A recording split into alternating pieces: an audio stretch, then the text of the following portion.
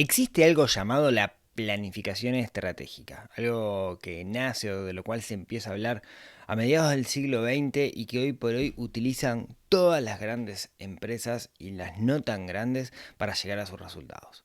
¿Cómo podemos agarrar esa cosa que se llama planificación estratégica y aplicarla a nuestra realidad financiera para mejorar? Es lo que vamos a hablar en este episodio.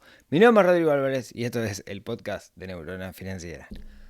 Muy buenos días, tardes, noches para todos. Bienvenidos a un nuevo episodio del podcast. Episodio súper especial donde vamos a estar hablando del concepto de planificación. Yo soy como un fundamentalista de la planificación, en el sentido que tengo la idea, así como Arquímedes dijo, dame un punto de apoyo y moveré el mundo. A mí dame un plan y te muevo el mundo. Creo firmemente en los planes, un plan bien armado, bien estructurado. De hecho, lo que yo hago se llama el plan financiero personal, que es un plan. A propósito, hoy de noche es la clase abierta donde vamos a estar hablando de cómo hacer una planificación financiera. Si no se notaron, neuronafinanciera.com/clase abierta. Como les decía, creo en los planes. Esto no siempre fui así, pero cuando estaba en la facultad llegó a mí un libro de una materia que se llama Ingeniería de Software. Lo debo tener por ahí atrás mío el libro. En esa materia veíamos cómo construir un proyecto de software haciendo una planificación y dando seguimiento a ese plan. Y hacía una analogía. Y la analogía era con construir una casa. Entonces vos ibas viendo cómo aplicar esa ingeniería de software, ¿no? Esa ingeniería para construir un gran producto, cómo se iba aplicando al mismo tiempo en la analogía en cómo construir una casa. Y yo ahí me di cuenta que la planificación servía para todo. De hecho, después mucho más adelante me especialicé en planificación. En particular me enamoré de las metodologías ágiles de planificación, pero ahora nos metemos un poco en eso. Y hoy lo que quiero contarles es justamente cómo aplicar todas esas herramientas que es la planificación estratégica, esa herramienta que es la planificación estratégica, cómo aplicarlo a nosotros, individuos, personas, gente de a pie, que lo que quiere es mejorar y tener una vida financiera sana, ¿sí? Entonces, empecemos por el principio. ¿Qué es la planificación estratégica? Bueno, básicamente es cómo orientar recursos que por su naturaleza son limitados a obtener un objetivo. ¿Qué quiero decir? Una organización, una persona, tiene recursos limitados. Esos recursos pueden ser tiempo, pueden ser dinero, puede ser capacidad de producción. ¿Cómo yo puedo abocar esos recursos para conseguir el objetivo que yo quiero? Si ustedes ven, es lo mismo que hacemos nosotros con el dinero, ¿no? Nosotros, individuos, personas, ¿qué tenemos? Tenemos tiempo, tenemos recursos, que son nuestro dinero, nuestras capacidades, y qué es lo que buscamos. Bueno, no ganar más dinero, al menos eso creo yo. Lo que deberíamos buscar es vivir la mejor vida posible. Entonces, ¿qué hacemos? ¿Cómo abocamos esos recursos? ¿Cómo los abocamos para vivir de la mejor manera? Claro, es antinatural, ¿no? Esto de cierta forma. No sé si está bien visto por la sociedad los planificadores compulsivos, ¿no? Yo que planifico, no sé si estoy bien visto por la sociedad. Porque en una era donde se promueve la libertad y el que todo viva la pepa y el gastar tiempo en cosas que no tienen objetivos, capaz que el planificar no está tan bien visto, pero mi objetivo es mostrarles que esto los puede llevar a conseguir los resultados que ustedes están buscando sin esfuerzo y justamente sin perder libertad. Pero me estoy adelantando un poquito. Si tenemos que dividir en áreas esto de la planificación estratégica, ¿sí? A modo de bullet point y de lista de cosas, el punto número uno de la planificación estratégica es entender hacia dónde vamos, ¿no? Aquella vieja frase de Séneca que decía, para un barco que no sabe a qué puerto se dirige no hay vientos favorables. Y eso es la definición de objetivos. Una empresa tiene que definir cuáles son sus objetivos, un individuo, una familia, también tiene que definir cuáles son sus objetivos. Objetivos financieros y de los otros, vamos a centrarnos en los financieros. Quiero tener una casa, quiero cambiar el auto, quiero irme de viaje, quiero asegurar mi jubilación, quiero tener un retiro digno, quiero trabajar menos horas, quiero dejar ese trabajo y cambiarlo por otro. Esos son objetivos financieros. Objetivos que tienen una visión financiera de dinero monetaria, pero que también tienen otra, que es práctica, ¿sí? Pero esos son objetivos. Creo, después de hablar con cientos de personas, que no somos buenos definiendo objetivos como individuos. La mayoría de las personas, me animo a decir, no tienen objetivos. Quizás tengan deseos, intenciones, direcciones, pero objetivos en sí mismo no tienen. ¿Cuál es el problema de eso? Bueno, el problema es que cuando no tenemos objetivos, vivimos de una forma 100% reactiva. Tomamos micro decisiones pensando que somos dueños de nuestro destino y en realidad esas micro decisiones no hacen la diferencia, sino que son las macro decisiones, digamos, las que no estamos tomando porque somos víctimas de las circunstancias. Por eso es tan importante definir objetivos. El objetivo tiene que ser, por un lado, concreto. No creo en los objetivos que están mal expresados. Ahí hay reglas sintácticas de cómo expresarlo. Es como, no sé, este es un típico ejemplo cuando laburo con alguien que dice, mi objetivo es, este año tengo que ganar más. Si ganar más, ganar un peso más, y ya está, cumpliste tu objetivo. Por eso digo que tenemos que de alguna manera definirlo de una manera muy concreta cuáles son los objetivos. Y lo otro hay que darle un contexto, hay que darle un marco, hay que decir cuándo, ¿no? Hay todo un contexto que tenemos que darle. Bueno, hay como las reglas, en términos generales somos bastante malos para definir objetivos. En principio también una de las cosas que nos inhabilita a definir objetivos es que no estamos bien hechos para pensar en largo plazo. Entonces, cuando pensamos un objetivo, lo que hacemos es coartarnos porque tenemos miedo que ese objetivo deje de ser válido. Y es probable que deje de ser válido, pero eso no debería coartarnos el tener que decidir cuál es el objetivo que nosotros queremos. Otro de los grandes problemas con la definición de objetivos es que como individuos muchos de los objetivos que nosotros tenemos son intangibles. Mi objetivo es ser feliz, mi objetivo es cuidar a mi familia, mi objetivo es sentirme seguro, ¿no? Y eso está muy relacionado con cuáles son los pilares fundamentales de nuestra personalidad. En ese sentido, se hace re difícil cuantificarlo y tenemos que hacer ese ejercicio de llevar lo subjetivo a lo objetivo. Y recién teniendo claro cuáles son los objetivos, tenemos que ver cómo comenzamos a construir nuestro plan para llegar hasta ahí. La segunda etapa, después de tener definidos los objetivos, es saber dónde estamos parados, hacer un análisis de situación. Un análisis de situación implica, en lo financiero en particular, saber cómo estamos hoy. Saber cómo estamos hoy implica entender cuáles son nuestros hábitos de consumo, cuál es el nivel de vida que nosotros tenemos, entender cuál es nuestro gasto estimado, entender cuál es nuestro patrimonio, qué tenemos, entender qué debemos.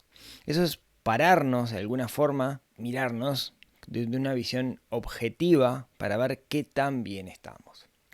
Una de las cosas que hay que hacer acá también en nuestro estado de situación es como estamos proyectando a futuro, una de las cosas que no solemos tener en cuenta, porque no nos gusta, porque es feo, porque nos suena mal, es ingresos futuros que podemos llegar a tener producto de herencias. ¿Qué quiero decir?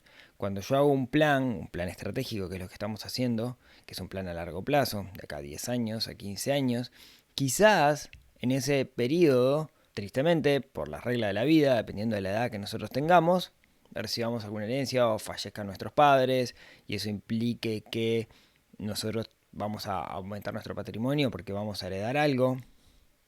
Bueno, eso es parte de la vida y nos duele, preferimos no pensar en eso. Recuerdo una vez estaba trabajando con alguien que estaba re estresado porque no había forma de que le diera su plan de retiro. O sea, tenía que capitalizar con mucho dinero porque ya estaba relativamente cerca del retiro y no le daban. Y cuando nos ponemos a charlar, la realidad es que eh, en los próximos 10 años iba a heredar un patrimonio enorme. Entonces se estaba estresando al pedo porque iba a recibir un patrimonio producto de herencia.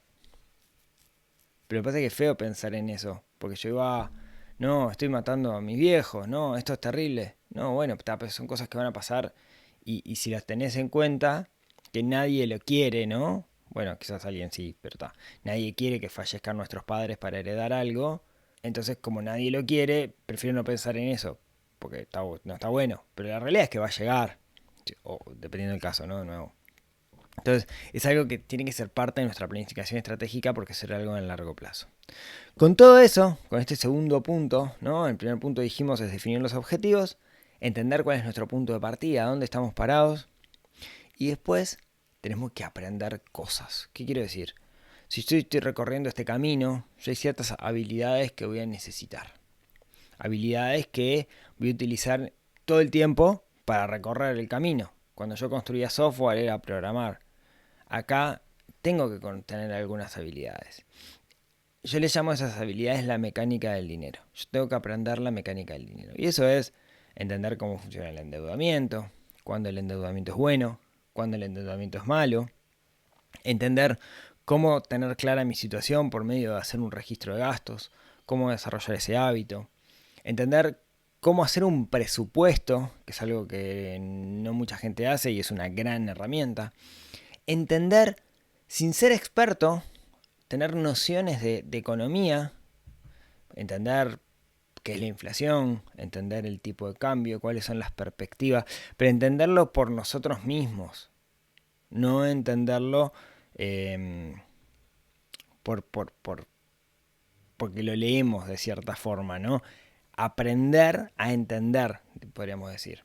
Y otra de las cosas que necesitamos entender dentro de la mecánica del dinero y que va a ser parte de nuestro plan, en particular en largo plazo, es invertir. Tenemos como esa idea de que invertir es sumamente difícil y en realidad no lo es. Lo podemos hacer tan difícil como nosotros queramos, pero siempre digo lo mismo, según una relación de Pareto.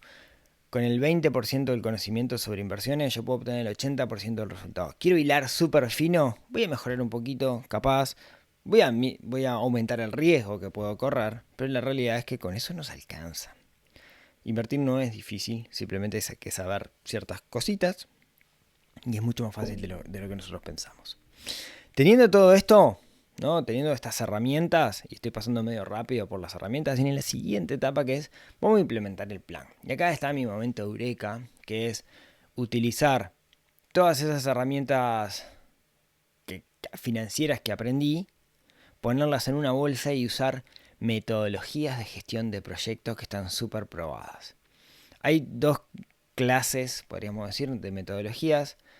Tenemos lo que son las tradicionales, usualmente lo que se llama metodología en cascada, waterfall, que creo que es cuando vos decís, yo quiero ir para allá, y voy a ir para allá y los pasos son este y este.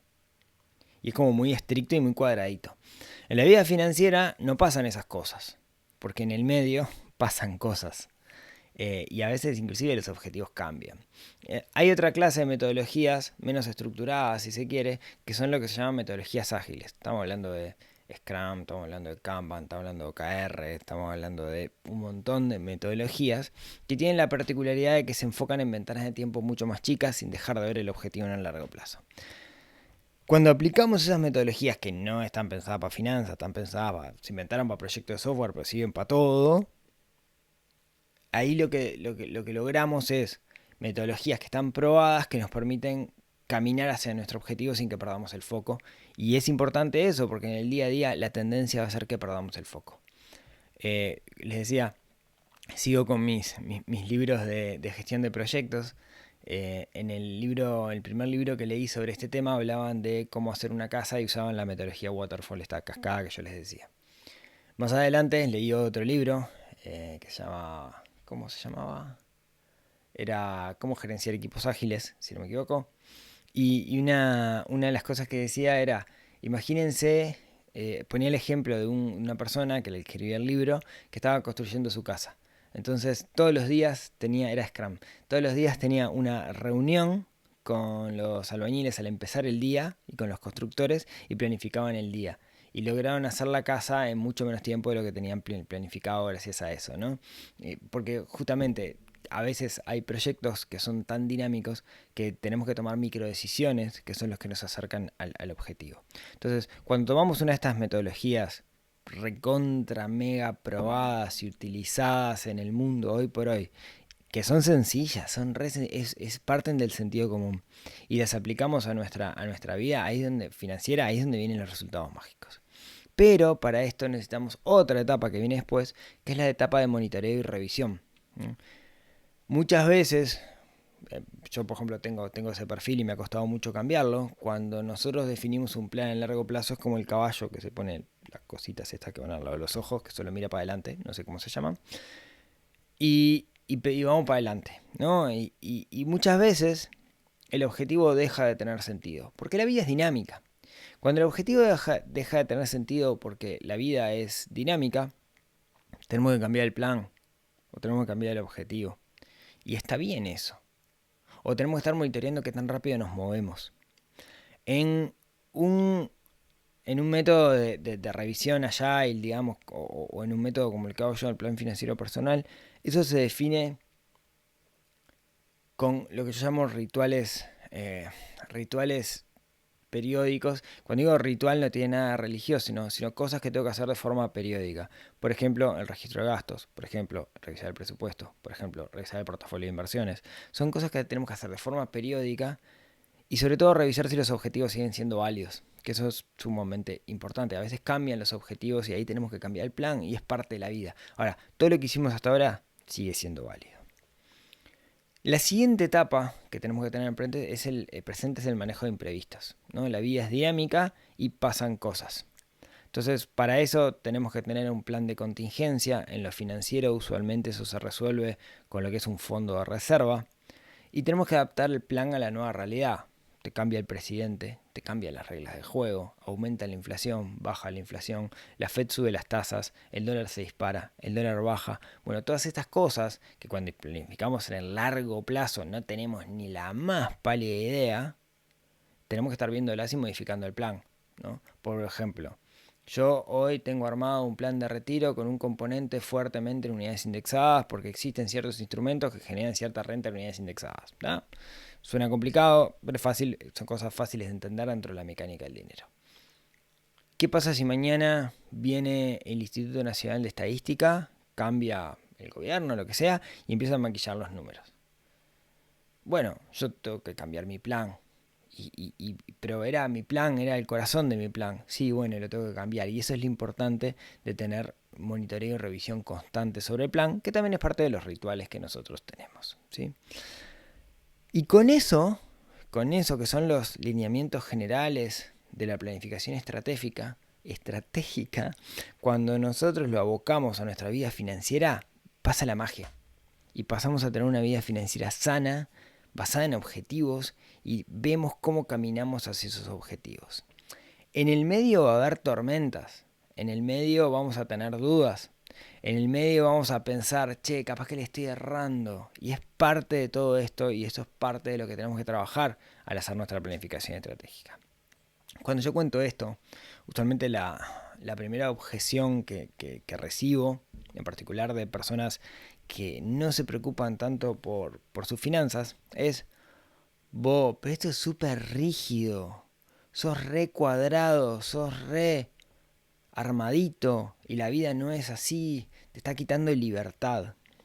Eh, es una interesante objeción porque creo que es la primera impresión cuando pensamos en alguien que tiene un plan de vida, alguien que diseñó una vida, lo primero que pensamos es en eso, ¿no? En rigidez, esto me quita libertad, esto no es lo que yo quiero.